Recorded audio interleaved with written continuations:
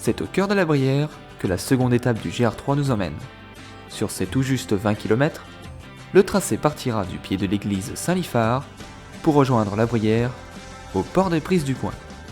Puis, nous rejoignerons la terre ferme à Camer et Cameroun pour nous diriger vers notre destination finale, Sainte-Reine-de-Bretagne. Pour le dénivelé, on peut dire qu'il est complètement inexistant, avec seulement une altitude maximum de 15 mètres.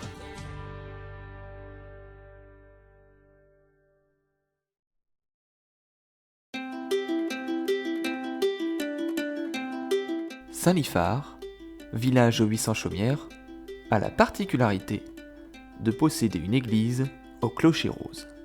Le clocher en béton, construit en 1938, nécessita de nombreuses restaurations et fut restauré en 2007 en y ajoutant sa nouvelle couleur. Le clocher peut se visiter pour profiter d'une vue magnifique sur la Grande Brière Motière et jusqu'à l'estuaire de la Loire.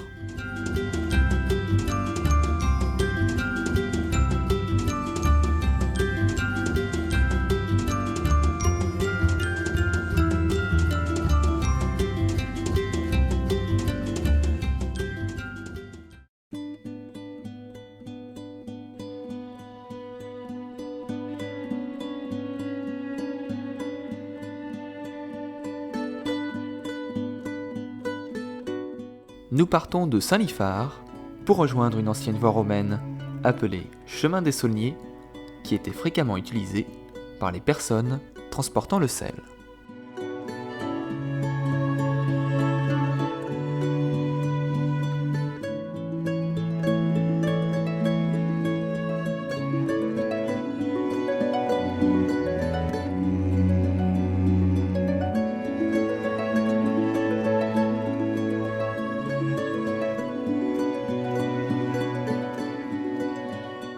Le GR3 nous emmène aux portes de la Grande Brière Motière, au niveau du port des Prises du Coin, où les barques patientent en attendant leur balade.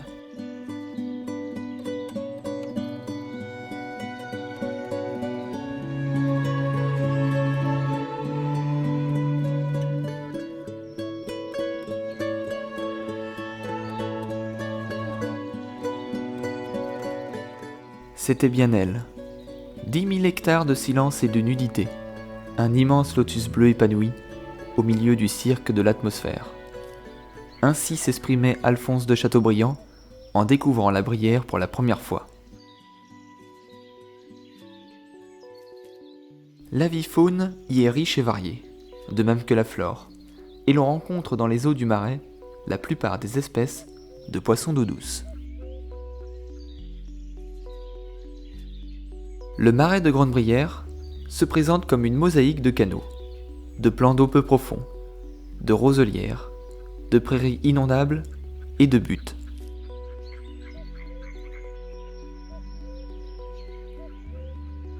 Les roselières couvrent aujourd'hui près de la moitié des marais de Brière. Monde secret où tout est furtif. Elles abritent campagnols amphibies, mésanges à moustaches, butors étoilés et autres busards des roseaux.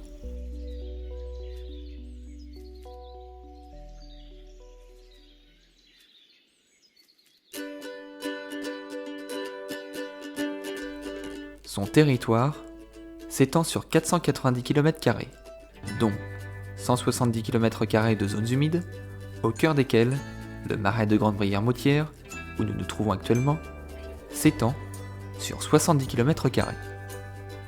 Il faut remonter il y a 5000 ans pour comprendre la formation de la Brière. L'océan s'est retiré une première fois, laissant une cuvette qui s'est comblée peu à peu pour donner une forêt.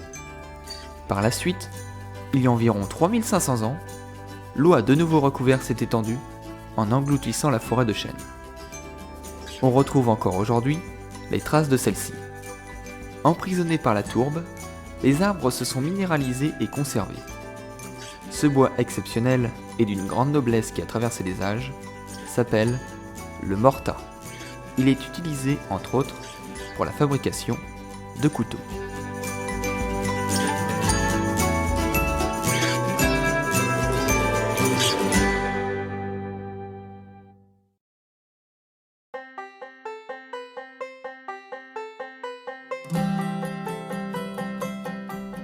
nous croisons sur notre chemin un four à pain, restauré en 1998 par l'association Le Coupi, où les habitants du quartier peuvent s'en servir à leur gré. Et nous avons la chance de passer lors de son utilisation lors de la cuisson du pain pour une fête communale.